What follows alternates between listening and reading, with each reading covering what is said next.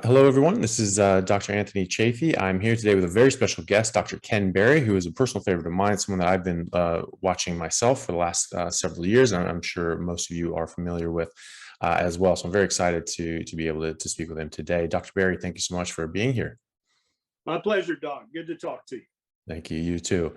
For those out there that aren't familiar with you, which I don't think there are too many, probably, can you tell us a bit about yourself and what you're doing? Yeah, I'm a family physician. I've been practicing family medicine for over 20 years. And about 4 or 5 years ago, my wife said, you should start a YouTube channel. And so I laughed at that initially. And then finally I said, fine, whatever, I'll do it. And it's kind of grown a little bit since then. I used to be morbidly obese, which we now call severely obese, because the word morbid sounded a bit too judgmental. So we're changing that terminology. I was pre-diabetic, had a long list of chronic inflammatory medical conditions. I was miserable every day. And so in my journey to fix my own health, I kind of stumbled upon the same proper human diet that you and others are kind of rediscovering all at the same time all around the world. That if you eat a very low carbohydrate diet that's very nutrient dense, that's full of ancestrally appropriate foods, that definitely includes lots of fatty meat and eggs with the yolk, you're gonna improve your health. And so I rediscovered that in my own way, just as you have and many other people have. And I think that this is a worldwide movement of people saying, I'm done. I'm sick and tired of listening to Coca-Cola and Pepsi and Mondelez and Kraft, Heinz, and Kellogg's. I'm sick of listening to them. I'm not going to get my nutrition advice from them anymore. And I'm also not going to get my nutrition advice from fat doctors and fat dietitians.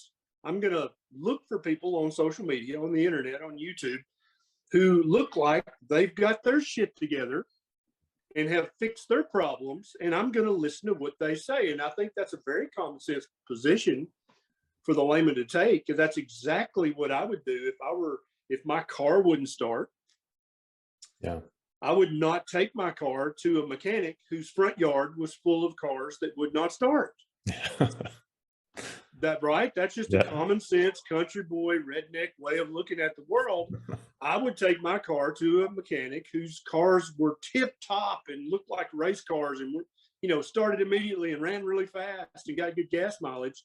That's the guy I would take my car to. And I think that especially on Twitter, people get very triggered when I talk about fat doctors and fat dietitians, but I feel like I have the liberty because I used to be a fat doctor. So I kind of get to say that. But they're like, you can't judge someone's medical advice by their outward appearance. I'm like, well, your outward appearance is a sign of inner metabolic health or lack thereof. And if you can't fix your own damn self, then how are you supposed to fix anybody else? People seem to get that common sense message, Doc. And so I think that's why it's becoming so popular. Yeah. Well, I think you're absolutely right. And people, even if it's a do as I say, not as I do sort of thing, you get, if your advice is so good, why aren't you following? Why aren't you listening to yourself? And so there's, it sounds like there's, just right there, you're not going to really be too trustful, and you shouldn't be. And I think it's a very good point that if your doctor is very healthy, that he might actually have something to say in regards to health. So you came across this obviously a number of years ago, and I believe your sort of progression, you went from like a paleo sort of keto centric idea, and then came more closer to carnivore. What do you consider at this point a proper human diet? So I'm actually working on a book by that name right now, and I kind of describe it as a spectrum. And I think it depends on a vast number of things. It depends on your age, your gender, your current metabolic health, your DNA, your ancestry, your gut microbiome, potentially. All those things matter. But I think that every human being by design is a low carbohydrate mammal.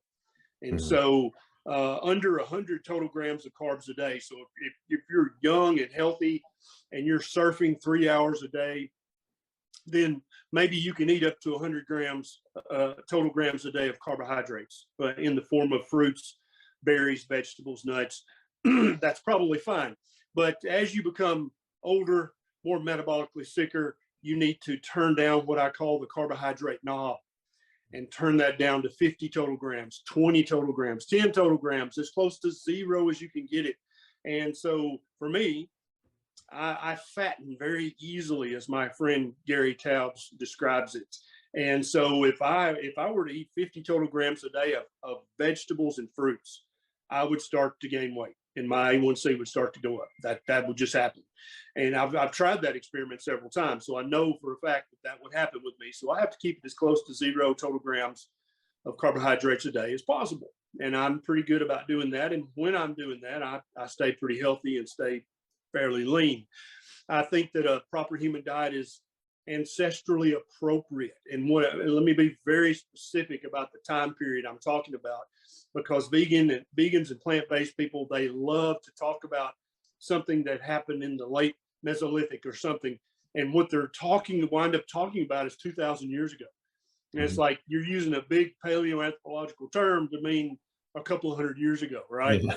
And so I'm talking specifically about a diet that human beings ate more than 15,000 years ago. Because there was some catastrophic event that happened on planet Earth about 12, 13,000 years ago that, along with our hunting pressure, pretty much decimated the megafauna all around the world, multiple different locations. Paleoanthropological research made that very clear.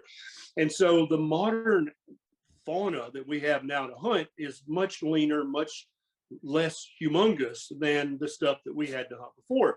And so we basically were forced to begin farming. And so you can't come at me and say, well, that frozen Iceman guy in Italy, they found some grains in his stomach.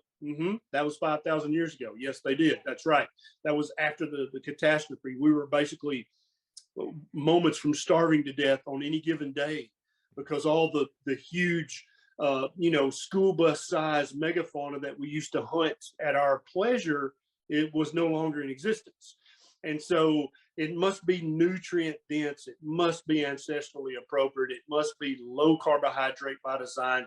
It must be uninflammatory by definition, right? If you're eating a diet that causes inflammation in your gut, in your joints, in your skin, in your mental health, that can't be a proper human diet for you. It may be for someone else. Maybe they can eat all of those plants. Maybe they can eat the phytates and the oxalates and the lectins, and that doesn't bother them. And that's fine. That can be part of their carbohydrate intake each day on their proper human diet. But for some of us, and you probably have talked to a few people, if it's anything outside of ruminant animal flesh and salt and water, they're going to have some degree of inflammation, even if they're eating other animals.